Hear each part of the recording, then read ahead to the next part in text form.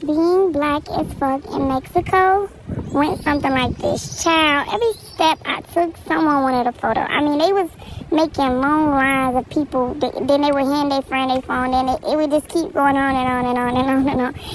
I mean, literally, from the time I walked onto the beach to the time I left, to the time I got in my taxi, people wanted photos with me. It's the Black Barbie all in Mexico giving... Okay, we're not going to get into all of that. Anyway, this one dude, he kept trying to kiss me. Absolutely not. Back your ass the fuck up immediately. This little girl, she was so cute. And then this guy right here, he was from Cuba, and his friend right here also was from Cuba. And then this lady, she was from a different part of Mexico, but it was so nice. Like, did y'all see that line? That's what I meant. Like, it was really lines they was building up to, like, get a picture with me. But I love everybody that loved me. It was a bye.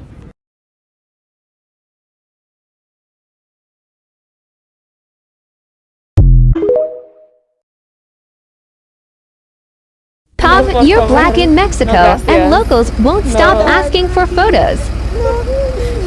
No. Why is she begging? Not the fake sign language. Oh my god, don't drink the water! I'm so gonna brush my teeth with tequila. Mexico! Hey, is this beach topless? No, but my margarita's bottomless. Mexico! What it's like being black in Mexico.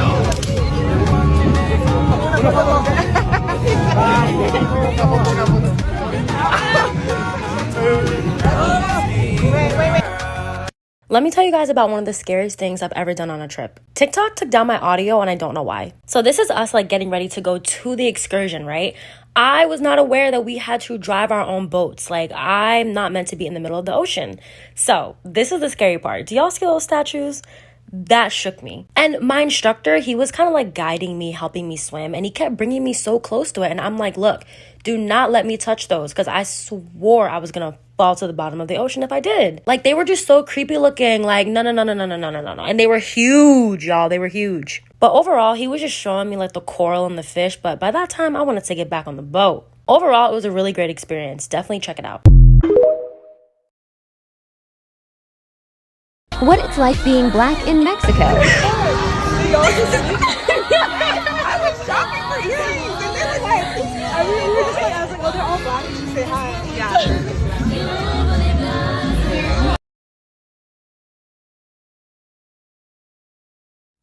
Hey TikTok, so this video is top 10.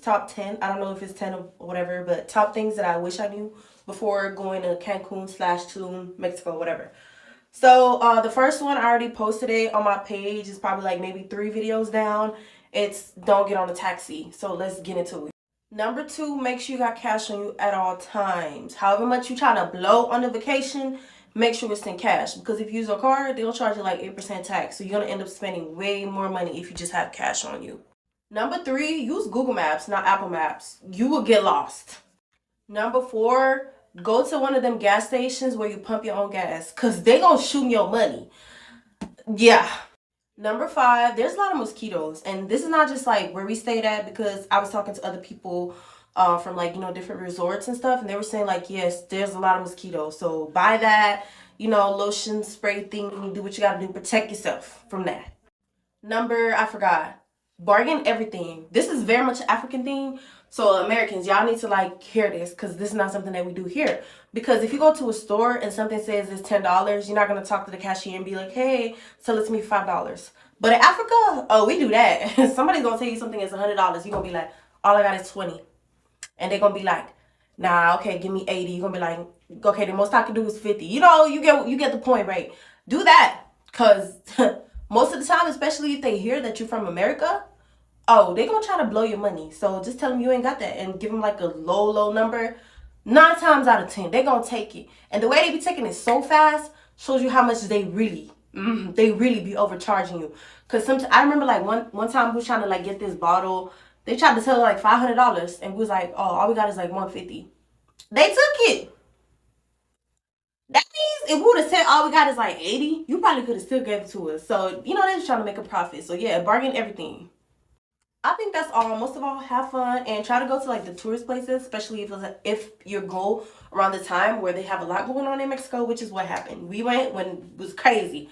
So, you know, for us to be safe, we just went to like mostly tourist spots and we still had a lot of fun. We still, you know, got to see the culture. We still got to, you know, experience everything that we wanted to do and being safe while we're at it. So yeah, have fun.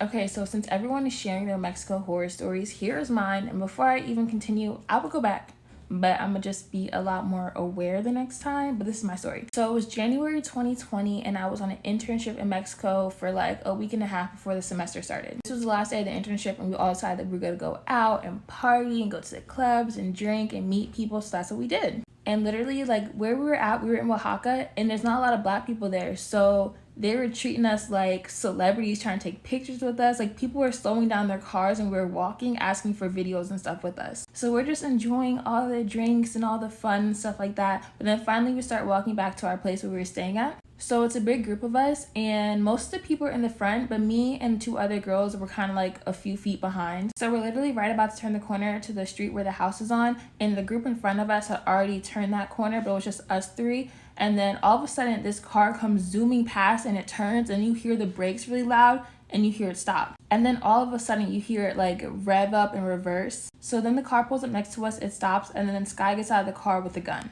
And it's not just like a pistol, like it's a gun, you know? So in that very moment, I just remember being scared as fuck, and there was like 3 other guys with them. So I remember I ran straight ahead, and the 2 other girls ran like the opposite direction. And the way Oaxaca is set up, there's a lot of hills, so there's a lot of stairs and like the walkways and stuff. So I ran straight ahead and I went down a flight of stairs because I was thinking, okay, at least the car can't drive down the steps. But when I peeked over the stairs to see if the guys were still there, they were like walking around like with their guns, like looking and stuff. And I was also scared because I was by myself. I didn't know what happened to the other 2 girls. I didn't know where they ran to or where they went. So after I saw that they were still up there looking around, still had their guns, I kept running, and I ran down the other flight of stairs and I ran across the street, which was like a bigger highway area, to find someone else. So then I found this guy standing outside his shop and I was trying to explain to him in Spanish what had happened. And then this girl who was in a car like saw that I was frantic and pulled over and was helping us too. And in that moment, I had seen the other 2 girls and they came over. They just ran the opposite direction. And we were all hysterical. That was definitely the most scariest experience I've ever experienced in my life. And the group of people who were ahead of us, they had heard the screams and they were like, what the fuck just happened? So some of them had came back. But yeah, thankfully that was the last end of that trip because I was shook.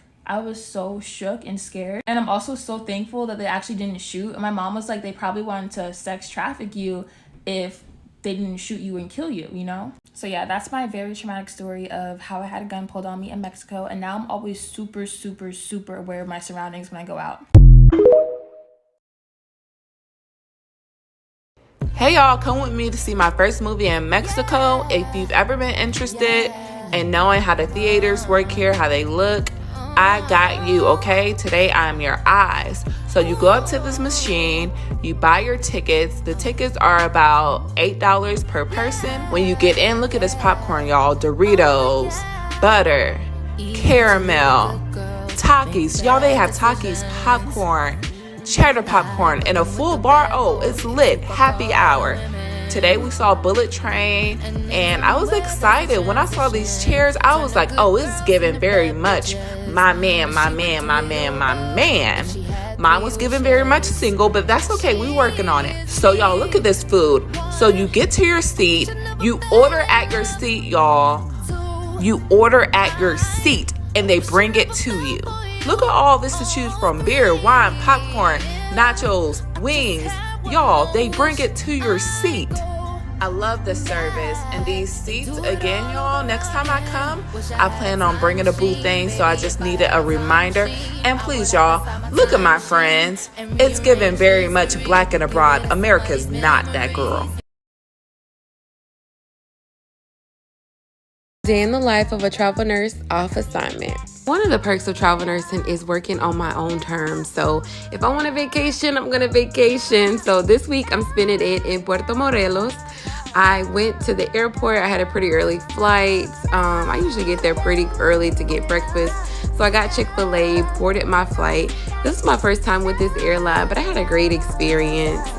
So this is me landing. So where I am is right outside of Cancun. So I orchestrated all of my transportation when I got there and went straight to the resort. My room wasn't quite ready yet, but they still gave me an armband to enjoy some of the amenities while I waited. So once I got my room, this is the quick little mini room tour. Everything's so nice. As soon as they brought my luggage to my room, I changed and headed straight for the beach. It was a long day, so I just ordered room service for the night.